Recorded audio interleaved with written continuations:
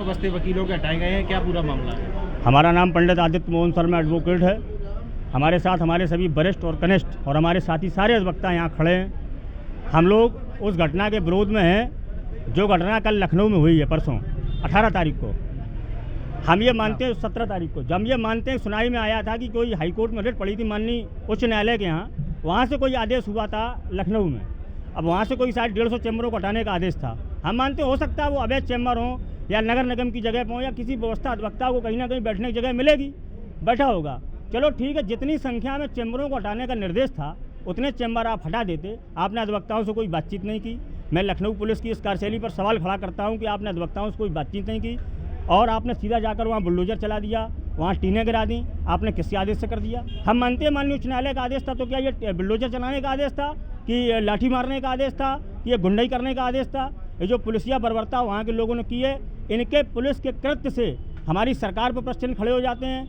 ये लोगों की वजह से सरकार कटघरे में आती है। प्रशासनिक बड़े बड़े जो हमारे अच्छे अधिकारी काम कर रहे हैं वो इसमें सख्ते में आते हैं। केवल ऐसे पुलिस वालों की बर्बरता से, ऐसे पुलिस वालों की बर्बरता के खिलाफ पूरे प्रदेश और देश का अधिवक्ता आज आंदोलनरत है। हम सब लोग अपनी योगी सरकार से और केंद्र सरकार से मांग करते हैं, मोदी सरकार से ऐसे इस प्रकरण की जल्दी से जल्दी CBI की जांच कराई जाए और जो भी इस मामले अधिवक्ताओं को जिन्होंने मारा है, जिन्होंने निर्ममतापूर्ण कार्य किया, जिस तरीके से जब जनरल डायर ने वहाँ घेर कर जलियांवाला बाग में निहत्थे भारतीयों पर, आंदोलनकारियों पर गोली चलाने का काम किया था, वही पुलिस आज जनरल डायर बन के अधिवक्ताओं पर गोली चलाने का जो काम किया है, इसकी पूरा अधिवक्ता समाज और हमारा पूरा देश और प्रदेश और आम जनमानस इस चीज़ की निंदा कर रहा है। हम सब लोग मांग करते हैं, हम सबको सरकार पर भरोसा है कि इसकी जांच करेंगे और दोषी पुलिस वालों पर कार्रवाई करेंगे, जिससे कि समाज में संदेश जाए कि अधिवक्ता का मतलब क्या होता है कि अधिवक्ता आतंकवादी है। तुमने चैम्बर हटाने से पहले सोचा कि उसको चैम्बर कहाँ दिया जाएगा? क्या तुमने उससे पूछा कि तुम अवैध हो कि वैध हो?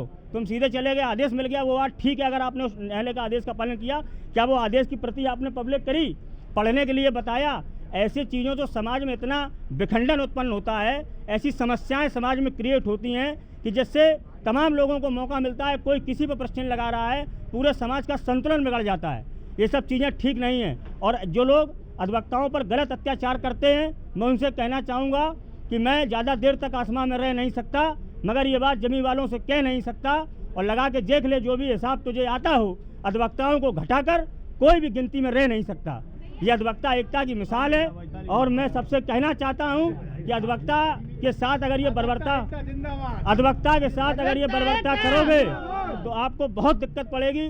ऐसे आज हम लोगों ने न्यायालय में सारा बहिष्कार किया, पूरे प्रदेश में आंदोलन चल रहा है, पूरे देश में आंदोलन चल रहा है। हमारे माननीय उप मुख्यमंत्री डिप्टी CM ब्रजेश पाठक ने भी कहा है कि घटना को कतई स्वीकार नहीं किया जाएगा, इस घटना की निष्पक्ष जांच होनी चाहिए और हम सब लोग इसकी मांग करते हैं। आने वाले समय में जल्द से जल्द हम लोग उच्च शासन में उच्च अधिकारियों से और माननीय जनप्रतिनिधियों से भी मुलाकात करेंगे। धन्यवाद। माननीय न्यायालय जब कोई आदेश करता है तो सामने वाले को उसकी प्रति दी जाती है, क्या उन लोगों को प्रति दी गई थी? अब ये तो वो लखनऊ पुलिस पर सवालिया निशान है, ये तो विवेचना का पार्ट है।